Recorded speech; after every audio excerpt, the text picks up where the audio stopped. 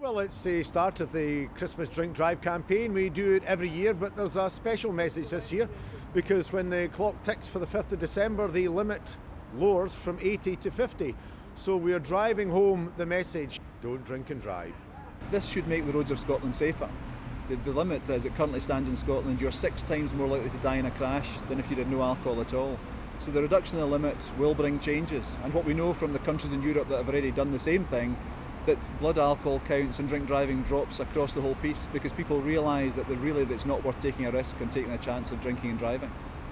Well, it's now the norm across the rest of Europe. It's only the UK and Malta that still have a limit of 80. I think it's quite clear that the limit hasn't changed for over 50 years. And yet the volume of vehicles on the road, the capacity and speed of cars has all changed.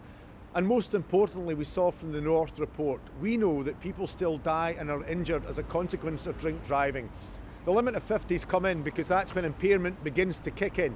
We know that this will save lives, not just for those who are driving the car, for those who are passengers in that vehicle, but for other road users and sometimes even pedestrians. We want to make sure that we save those lives. When we attend road traffic collisions, we often send multiple resources because there's multiple vehicles and multiple patients. And when we get there, especially if there's an entrapment, we can be with the patient for over an hour. So that means that we've got less resources available to respond to cardiac arrests, heart attacks and strokes in the community.